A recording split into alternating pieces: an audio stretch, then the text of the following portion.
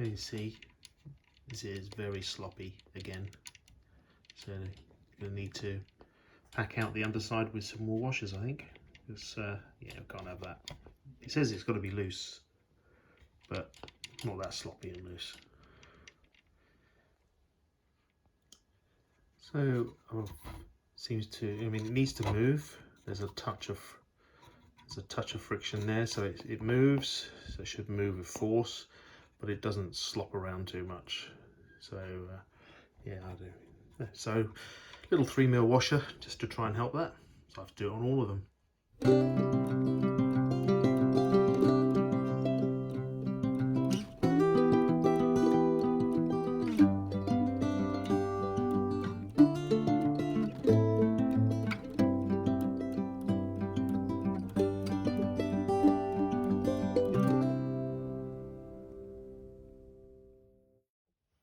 Going to see if I can show you how to put these shafts together. So you need to get your two components like this. So this is your end cup and this is your inner shaft. We need to get one of the little collars, which is the sort of sleeve that goes through here. Okay, you need to line that up so that the hole is visible. We need to then line all this up, gently lining it up with the hole in the shaft cup. We then need to take our pin, and we need to take our pin and pop that through the hole. We need to collect the hole in the collar, and then we need to collect the hole at the other side, which we have. Then we need to take our spring retainer, pop that over the top and slide that over the top, sort of drag that over. There we are. So that's one end. We need to do the same again with the other end. So again, line up our sleeve, get our pin ready, and a cup, dry shaft cup, line that hole through.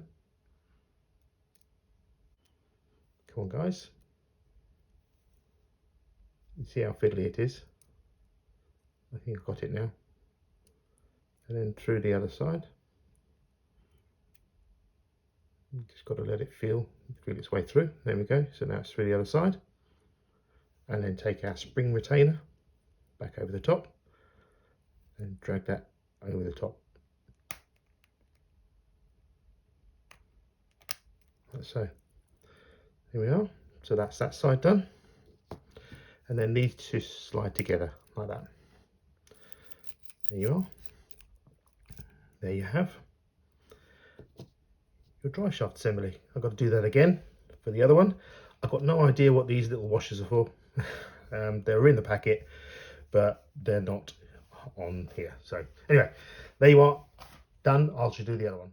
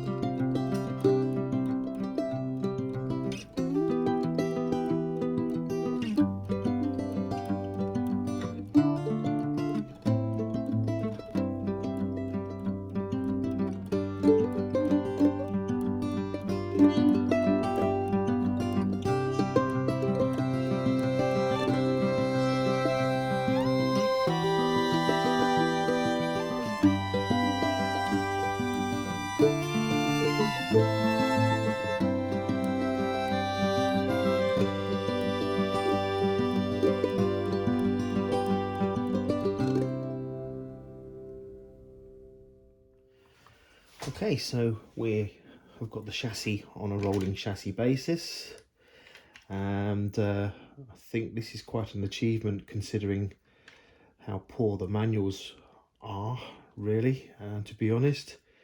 So yeah, we've got a rolling chassis. I've got differentials on mine. They're in, they're working. So technically a rolling chassis.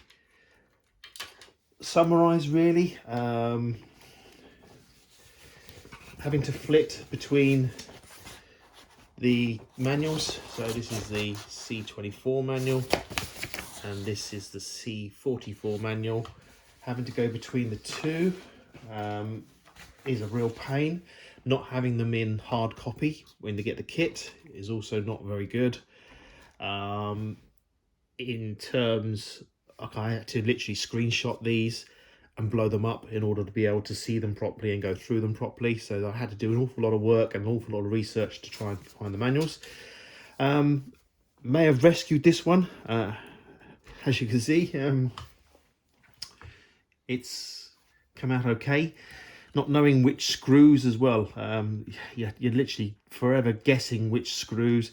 I didn't get... So I ordered the KM, which is the metal series. And yes, I got the 2-speed gearbox. Yes, I got the metal axles and gears and the metal drivetrain here, the prop shafts and such like. Was expecting, because this, I mean, I paid the top whack for this kit. This is their flagship kit. I was expecting the metal linkages here as well, which I didn't get. It's not very clear on the website as to whether you get those. And I was also expecting the trusses. At the moment, you've got these trusses that go over the top where these axles actually link onto. So they, the picture can pick that out. So you've got a truss that goes across the top.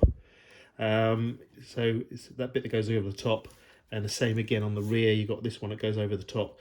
So you've got the chassis the chassis links are all plastic as opposed to the metal, which I was expecting, and this truss is all plastic, and I was expecting the metal because I actually, as I said, purchased the big kit, if you like. So yeah, we'll now see. I think I may have rescued this. It's taken a lot of figuring out to do, which probably is a bit unnecessary. Would this be for a beginner? No, definitely not a beginner's one, because you just don't have a very good instruction set. It's not looking bad. You can see I've sprayed the wheels. You know me, I've got a bit of a thing about having white wheels, and they need to look like wheels. So now it's on to the electronics. We've got to put the electronics inside, and we need to then do the bodywork and the interior, which, to be fair to a WPL, does look fantastic. But let's see if I can rescue this one. Might turn out to be a nice kit after all. But in summary, WPL, if you're watching my video, manuals and screws, you could do a far better. You really need to up your game on that one. This really is a guesswork as opposed to being instructed. So yeah, let's see what we can do.